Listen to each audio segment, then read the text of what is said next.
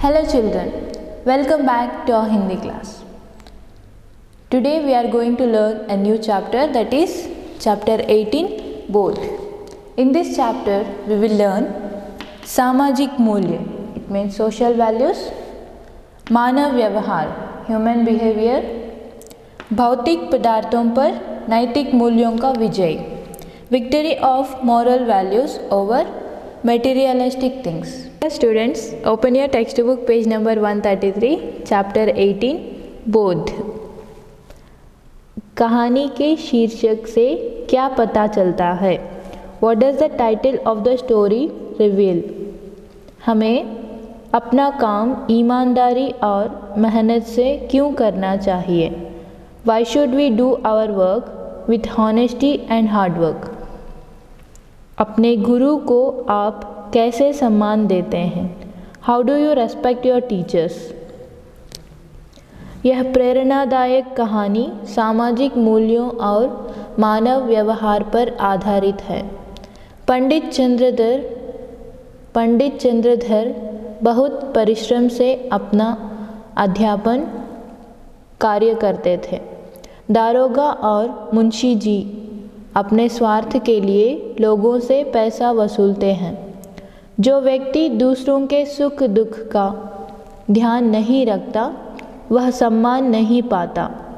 हम जो कुछ भी दूसरों को देते हैं वही लौटकर हमारे पास आता है।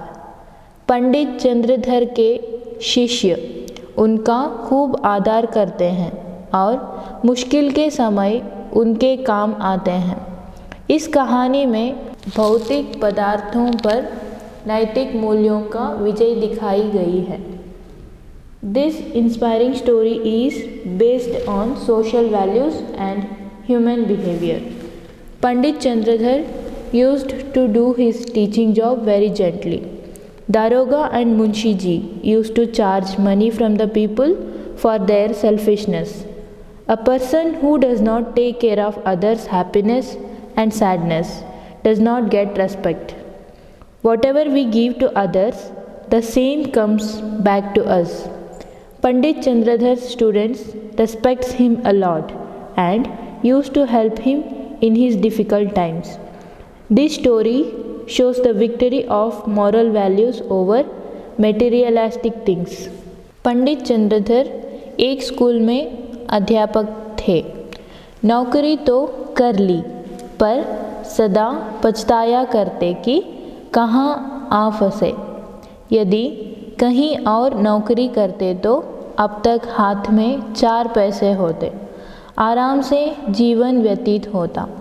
यहाँ तो महीने भर प्रतीक्षा करने के बाद कहीं 15 रुपये देखने को मिलते हैं, वे भी इधर आए उधर गायब। ना खाने का सुख ना पहनने का आराम। पंडित Chandradhar was a teacher in a school, got a job but always regretted where he has come from. If he had worked elsewhere, by now he would have had 4 pennies in his hand and would have led comfortable life. Here, after waiting for the whole month, he will get to see 15 rupees. That too come and immediately goes off. Neither there is any pleasure of eating food nor comfortable of wearing clothes. पंडित जी के पड़ोस में 2 महाशय और रहते थे। एक ठाकुर अतिबल सिंह, वे थाने में head constable थे। दूसरे मुंशी बैजनाथ, वे तहसील में सियाहनवीस थे। दोनों आदमियों का वेतन पंडित जी से कहीं अधिक न था, तब भी उनकी ज़िंदगी चैन की और सुखमय थी। संध्या को वे कचहरी से आते, बच्चों को पैसे और मिठाइयाँ देते। दोनों के पास नौकर चाकर भी थे। घर में कुर्सियाँ, मेज़, गलीचे आदि थे। सारे मोहल्ले में उनका रौब था। उन दोनों महाशयों को आते जाते देखकर बनिए उठकर सलाम करते। 4 पैसे की चीज़ एक में लाते, लकड़ी ईंधन मुफ्त में मिलता। In the neighborhood of Pandit ji, there were 2 gentlemen. Thakur Atibal Singh, he was the head constable of police station. Munshi Bajinath, he was clerk in the Tahsil office. The salary of both men was not more than that of Pandit ji. Even then, their life was relaxed and happy. In the evening, he would come from the office, give money and sweets to the children. Both also had servants. There were chairs, tables, rugs, etc. in the house. They were very strong all over the neighborhood. Seeing those 2 persons coming and going, all used to respect them. They used to bring things worth 4 pennies in one. Wood fuel was available for free. पंडित जी उनके ठाट बाट देखकर कुटते और अपने भाग्य को कोसते। दोनों पंडित जी के घर कभी आटा, कभी दूध और सब्जी भेज देते। पंडित जी को दोनों के लड़कों को पढ़ाना पड़ता। कभी कभी वे पंडित जी से कुछ कह भी देते, पर पंडित जी मन मारकर रह जाते। उन्हीं के कारण कभी कभी दूध दही के दर्शन हो जाते थे। बेचारे अपमान के जहर को अमृत समझकर पी जाते। पंडित जी was angry at seeing their livelihood and cursed his fate. Both used to send flour, milk and vegetables to Pandit ji sometimes. Pandit ji had to teach the kids of those 2 persons. Sometimes they used to say something to Pandit ji, but Pandit would keep quiet. Because of them, he could get milk and curd sometimes. The poor Pandit would drink the poison of insult as an elixir. इन स्थितियों से निकलने के लिए पंडित जी ने प्रार्थना पत्र लिखे। अफसरों की खुशामदी की पर कुछ न हुआ। अंत में हार कर बैठ गए। इतना सब होने पर भी वे ठीक समय पर जाते, देर से घर। To get out of these situations, Pandit ji wrote the application, gave the officers good luck, but nothing happened. Finally, sat down as a failure. देर से घर आते, मन लगाकर पढ़ाते। इससे उनके अफसर लोग खुश थे। साल में कुछ इनाम देते और वेतन बढ़ाने का जब कभी अवसर आता उनका विशेष ध्यान रखते। बस्ती के लोग उनसे संतुष्ट थे। लड़कों की संख्या बढ़ गई थी और पाठशाला के लड़के भी उन पर जान देते थे। कोई उनके घर आकर पानी भर देता, कोई उनकी बकरी के लिए पत्तियां तोड़ लाता। पंडित जी इसी को बहुत समझते थे। In spite of all this, he would go at the right time, come late to the home to teach. The kids and his officers were very happy with this. They used to pay some reward in the year and take special care of increasing salary whenever it comes. The people of the township were happy with him. The number of boys was increasing, and the boys of the school also loved him. Some would come to his house and fill the water, and some would pluck the leaves from the trees to his goat. Pandit ji used to feel that this is more for him. एक बार सावन के महीने में मुंशी बैजनाथ और ठाकुर अतिबल सिंह ने परिवार सहित अयोध्या की यात्रा की सलाह की। पंडित जी को भी साथ चलने के लिए कहा। पंडित जी ने मना किया। जब उन लोगों ने खर्च देना स्वीकार किया तो पंडित जी इनकार न कर सके। Once in the month of Sawan, Munshi Benchnath and Thakur Alibam Singh advised the family to visit Ayodhya and asked Pandit ji to follow along. Pandit ji refused to go, but when they are ready to pay the expenses, he could not refuse. बिल्लोर से रात को 1 बजे गाड़ी छूटती थी। ये लोग खा पीकर स्टेशन पर जा बैठे।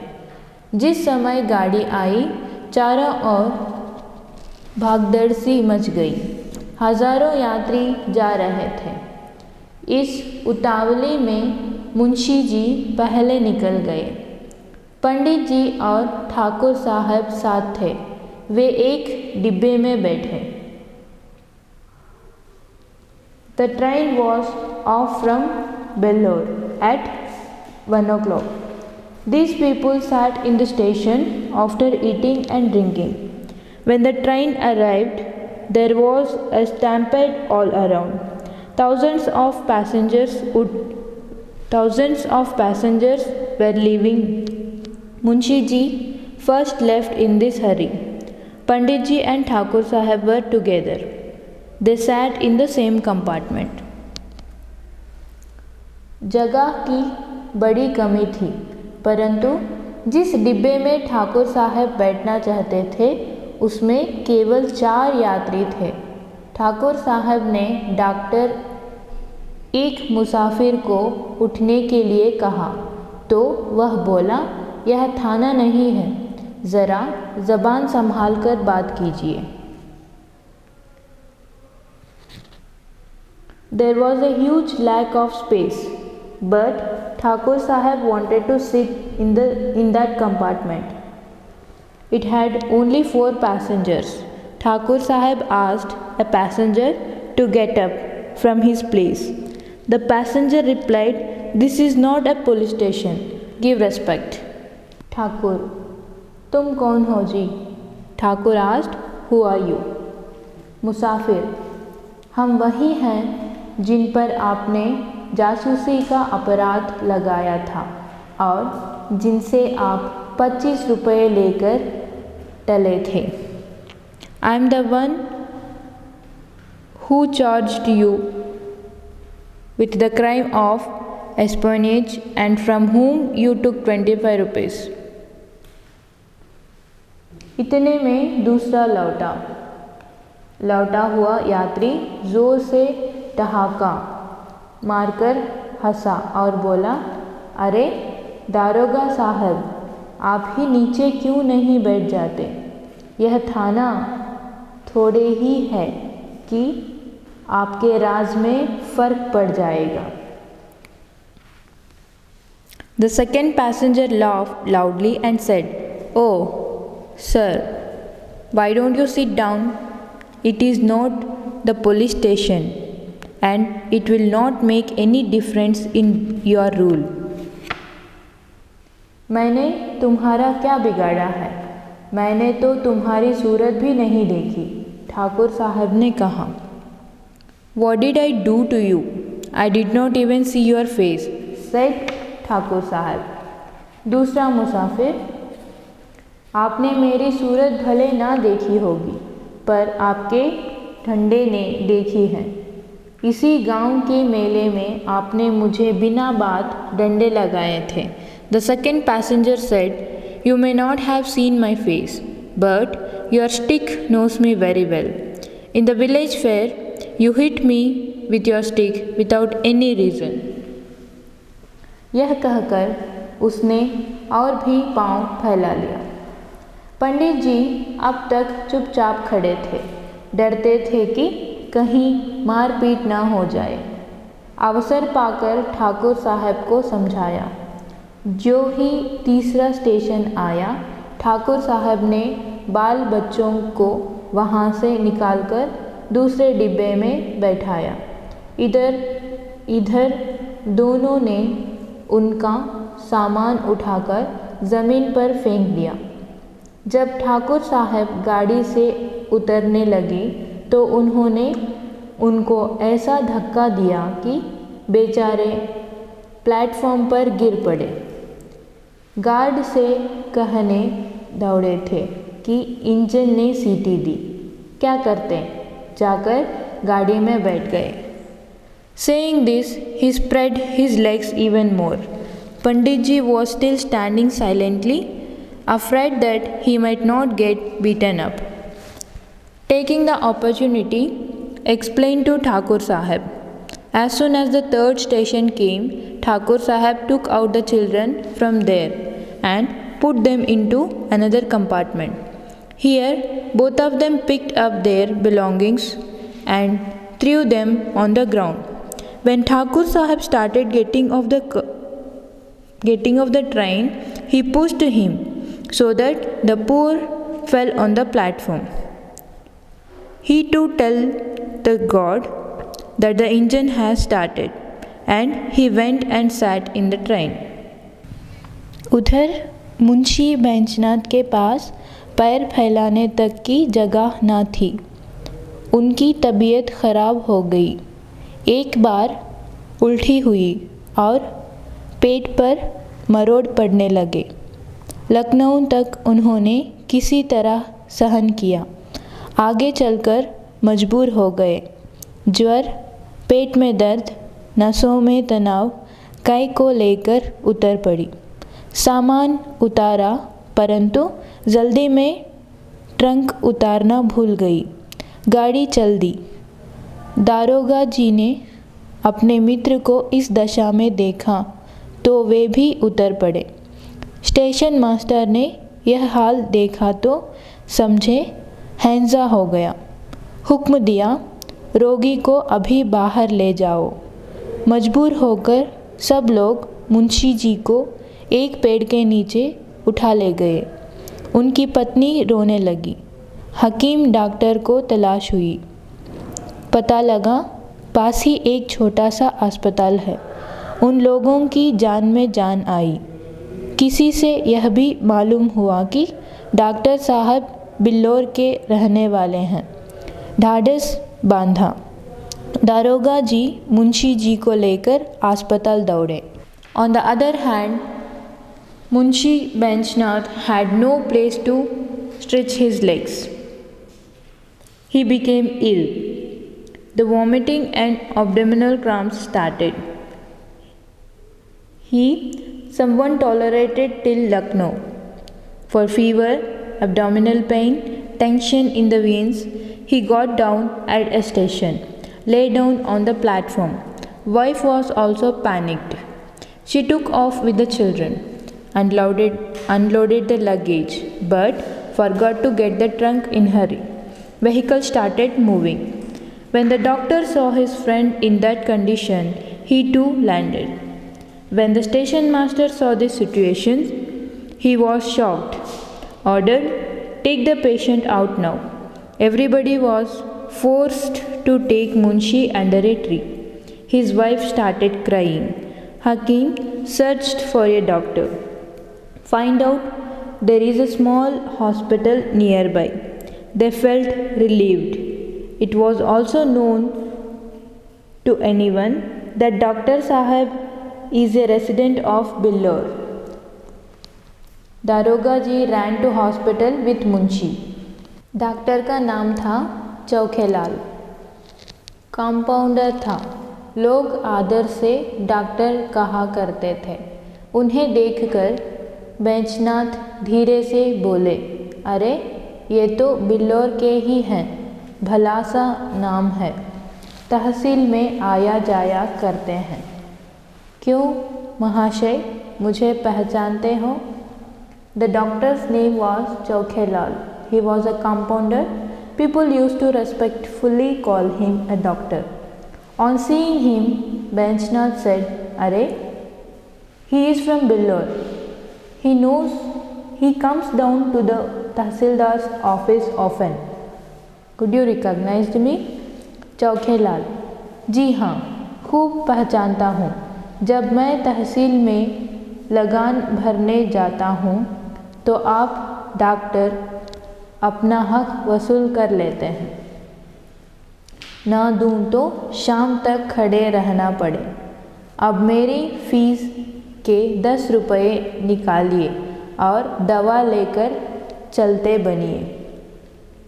चौखेलाल said, "Yes, I know you very well. When I go to Tahsil office to pay the tax, you scold me and take your payment. If I didn't give, then I have to stand till the evening. Now take out my 10 rupees fees. Take the medicine and leave from here." दारोगा जी 10 रुपये? दारोगा आज 10 rupees? चौखेलाल, जी हाँ, और यहाँ ठहरना चाहे तो 10 रुपये रोज। चौखेलाल says, "Yes, and if you want to stay here, then 10 rupees every day you have to give me." दारोगा जी ने बैंचनाथ की स्त्री से रुपये मांगे। तब उन्हें बक्से की याद आई। वह तो गाड़ी में ही छूट गया। छाती पीट ली। दारोगा जी के पास भी अधिक रुपये नहीं थे। किसी तरह 10 रुपये निकालकर चौखेलाल को दिए। The daroga asked for the money to Benchnath's wife. Then she remembered about the luggage. She left it in the train itself. Then he cursed himself. Even the daroga did not have enough money. Somehow he have given 10 rupees to चौखेलाल. उन्होंने दवा दी। दिन भर में कुछ फ़ायदा न हुआ। रात को दशा संभाली। दूसरे दिन फिर दवा के लिए मुंशियाइन का एक गहना बाजार में बेचा गया। शाम तक मुंशी जी की हालत सुधरी। तब रात को गाड़ी में बैठे। He gave the medicine. The entire day there was no effect on of the medicine. At night he felt a little better. To get the medicine for the next day, they had to sell a jewelry of secretary's wife. By evening the secretary felt a bit better and at night he sat on the train. Ayodhya पहुंचकर कहीं ठहरने की जगह न मिली। एक साफ जगह देखकर बिस्तर बिछाए गए। इतने में बूंदें गिरने लगी। बिजली चमकने लगी। बच्चे रोने लगे। सब परेशान थे कि कहाँ जाएं।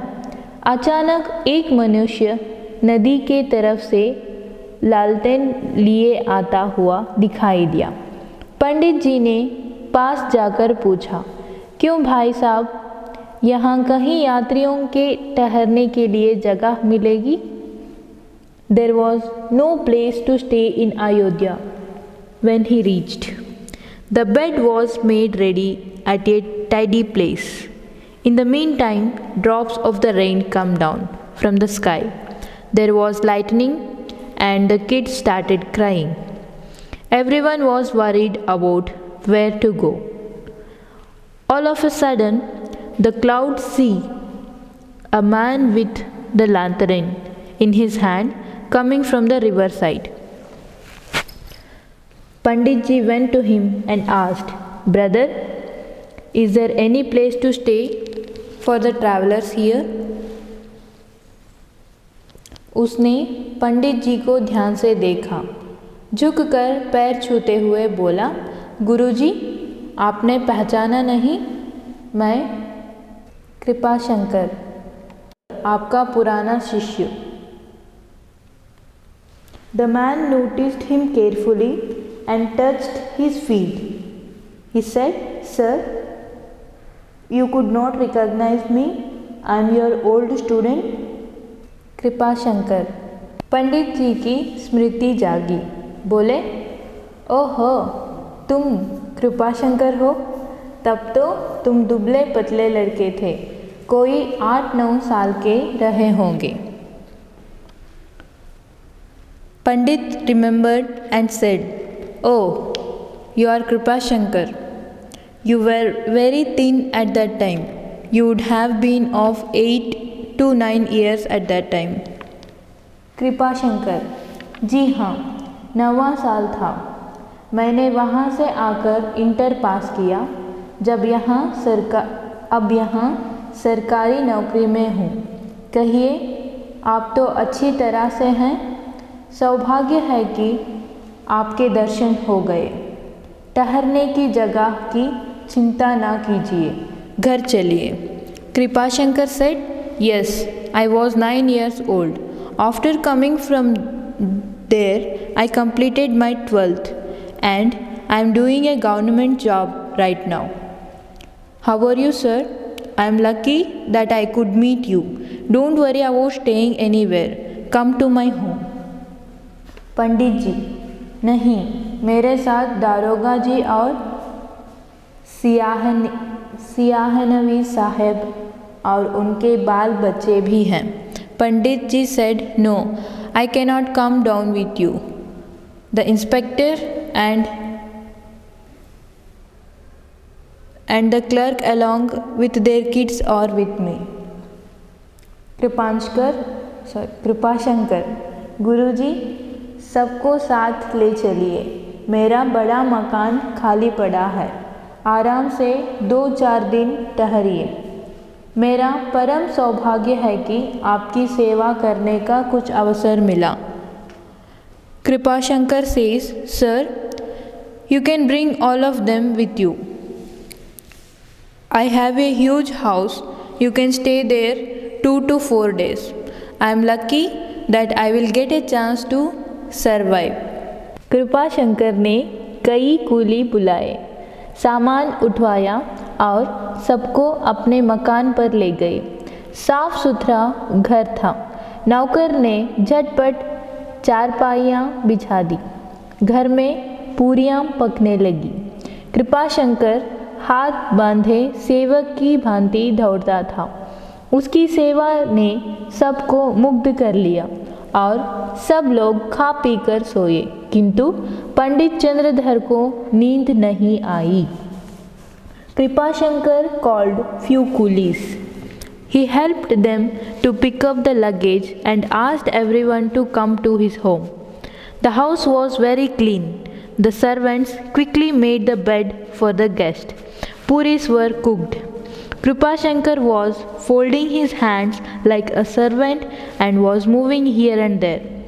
Everybody was happy seeing him working like this. After eating, everyone slept, but Pandit Chandradhar could not sleep. पंडित जी ने आज शिक्षक का गौरव समझा। उन्हें आज इस पद की महानता ज्ञात हुई। Today he felt proud being a teacher.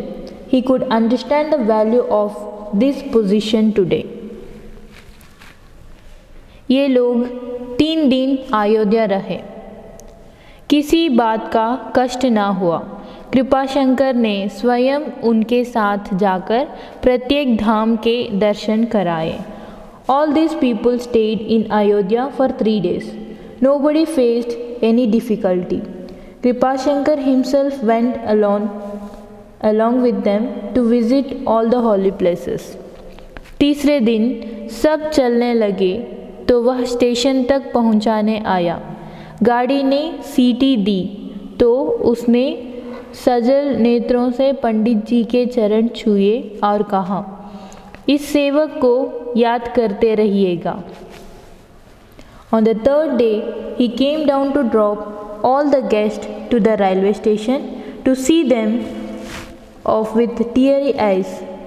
He touched Pandit's feet and said, Kindly remember me, sir.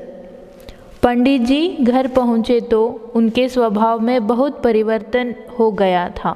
उन्होंने फिर कभी किसी दूसरे विभाग में जाने की चेष्टा नहीं की। पंडित जी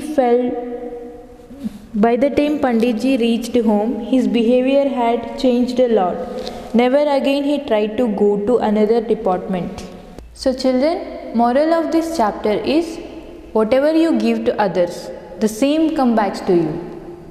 Give respect and take respect. We will meet in the next session. Till that, take care.